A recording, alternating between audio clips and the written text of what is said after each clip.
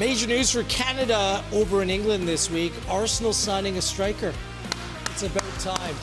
I'm not talking about Victor Gyökeres. It's Olivia Smith, the Canadian, about to seal a move for £1 million for the first time from Liverpool to the Arsenal. That's upwards of $1.8 million for a 20-year-old Canadian player. Incredible.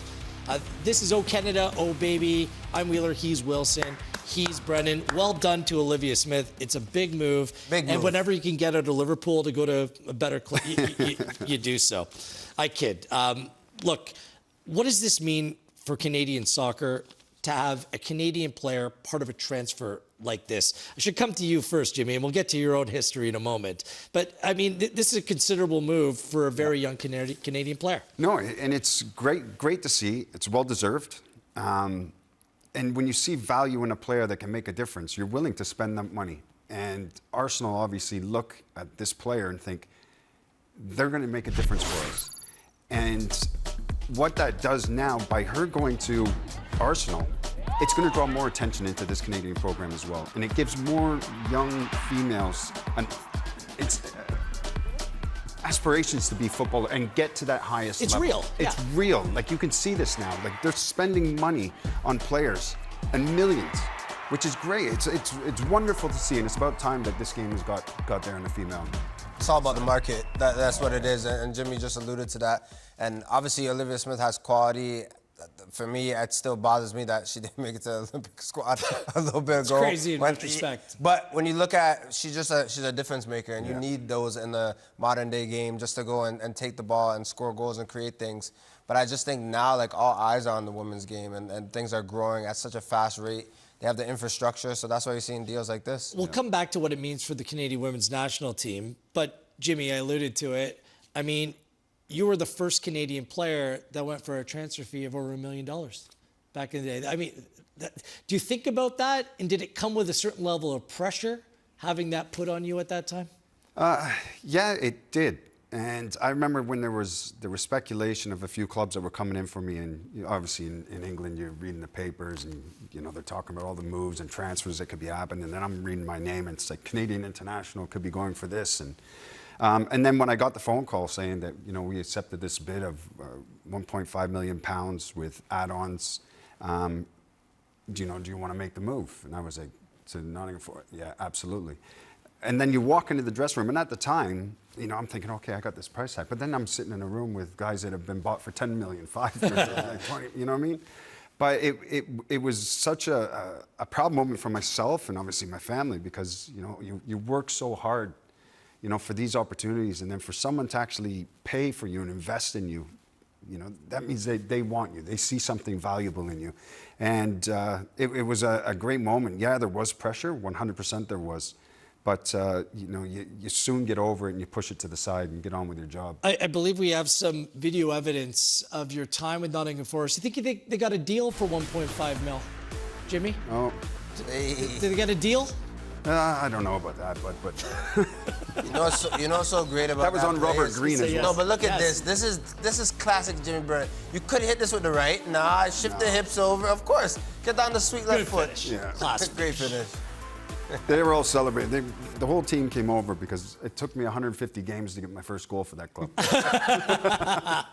It was worth the wait. As it relates to the women's national team, look, Olympic champions, that seems like it's well in the rearview mirror now. There's a lot that's happened since, with the manager, with drones, with the new manager coming in, and more importantly within the team, kind of a passing of the torch. The old guard on their way out, and you're looking for new, young, exciting players to kind of take that mantle and just run with it. And we've typically seen a lot of these young players in defensive areas. The one area that you want to see more of is a goal-scoring threat from this team, Jordan. You cover them on a regular basis, and the biggest question was, well, what's going to happen post-Christine Sinclair? Because she would mask sometimes average performances with the outstanding goals that she would score. Yeah.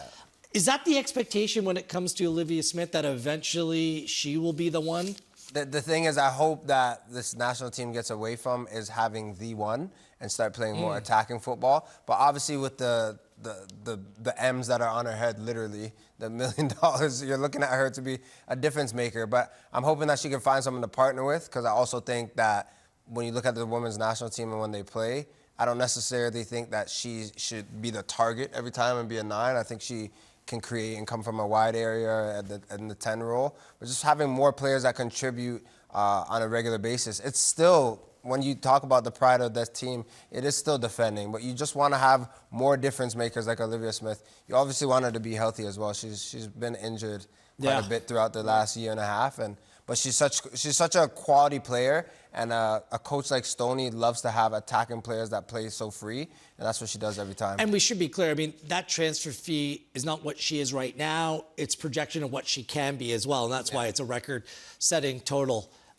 Any advice, Jimmy, for a young player that's going through something like this? Like, these are 2 big moves in quick succession for her. We're seeing Canadian players now regularly make moves to big club, but this is a significant one, and it's all over the press. Sky Sports is all over this news. Of course. There's going to be a lot more attention coming your way. You know, I think the one thing you have to do is continue to play with that chip on your shoulder. That's what drew the attention to you from everybody else, right? The way that you play and that attitude and that persona that you have on the pitch, but you have to remain humble. And in football, you have to have low highs and high lows. So in here.